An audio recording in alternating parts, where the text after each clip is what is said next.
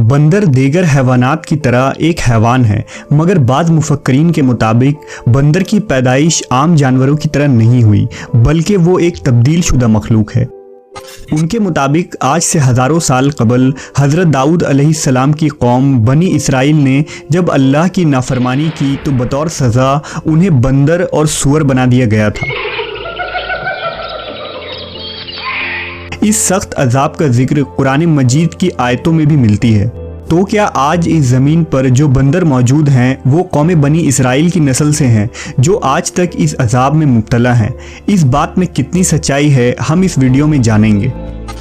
कुरान करीम में बहुत सी कौमों के लिए ऐसे वाक़यात बयान हुए हैं जिनमें उनके गलत आमाल और अल्लाह तबारक व तआला के अहकाम हुदूद से तजावीज़ की वजह से उनको अज़ाब इलाही का सामना करना पड़ा। इस सिलसिला में एक मशहूर और इबरतनाक वाक़या असहाब सबत का है। ये वाक़या यहूदियों की एक बस्ती से ताल्लुक़ रखता है।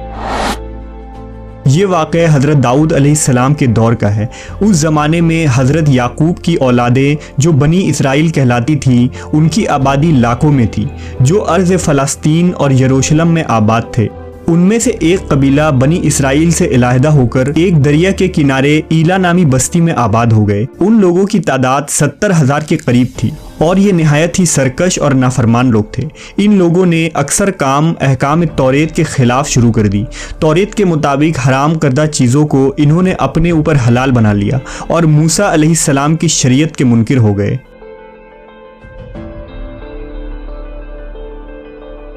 ये कौम जिस दरिया के किनारे आबाद थे, इसमें कसरत से मछलियाँ मौजूद थीं, लिहाजा ये लोग इस दरिया से मछलियाँ पकड़ते और उन्हें बतौर ग़ज़ा इस्तेमाल करते थे। नेज़ इन मछलियों की ख़रीदो फ़रोख्त भी किया करते थे। लिहाजा अल्लाह ने उन्हें एक आजमाइश में डाला। हज़रत दाऊद अलैहिस्सलाम की इस कौम को ये हुक्म मिला कि वो हफ्ता यानी सनीचर के दिन मछली का शिकार ना किया करें और ना दुनिया की कोई ख़रीदो फ़रोख्त करें। इस दिन उनके लिए मछलियाँ पकड़ना हराम करार दिया गया। अलबत्ता सनीचर के अलावा दूसरे दिनों में मछलियाँ पकड़ने की उन्हें इजाज़त थी। लिहाजा हज़रत दाऊद अलैहिस्सलाम के हुक्म से इस कौम ने इतवार से जुमा तक मछलियाँ पकड़ना शुरू कर दी, मगर हफ्ते को मछलियाँ दरिया में ज़्यादा होती और बाकी के 6 दिन कम होती। हफ्ते के दिन जब भी दाऊद अलैहिस्सलाम की कौम दरिया के पास आती तो इतनी ज़्यादा मछलियाँ देखकर उनका दिल बेईमान हो जाता।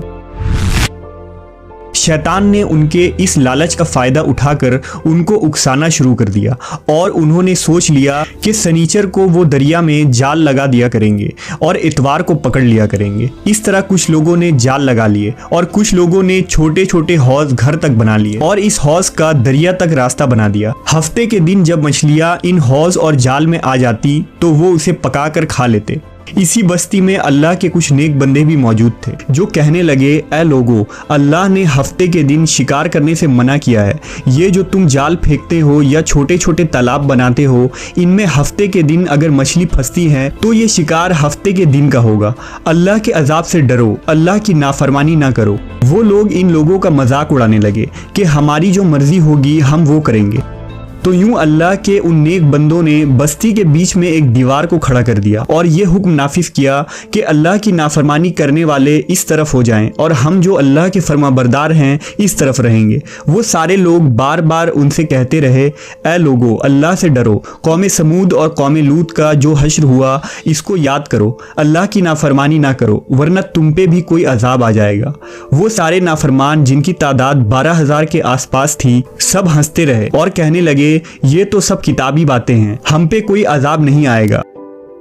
बस जैसे ही वो ग्रोह 2 हिस्सों में तकसीम हो गया, एक वो जो अल्लाह के फरमाबरदार थे और दूसरे वो जो अल्लाह के नाफरमान बंदे दीवार के उस तरफ थे। वो नाफरमान पूरी रात हंसते रहे, मजाक उड़ाते रहे और अल्लाह के ख़ास बंदे दीवार के उस तरफ अल्लाह से माफ़ी मांगते रहे। अगले दिन जैसे ही सुबह हुई, वो नेक सालेह इंसान उठे। उन्होंने महसूस किया कि दीवार के उस तरफ से किसी इंसान की आवाज़ नहीं आ रही थी। जैसे ही दीवार के उस तरफ चढ़कर देखने लगे तो देखा कि सारे के सारे लोग बंदर की शक्ल में तब्दील हो चुके थे और बंदर की हरकतों को अंजाम दे रहे थे।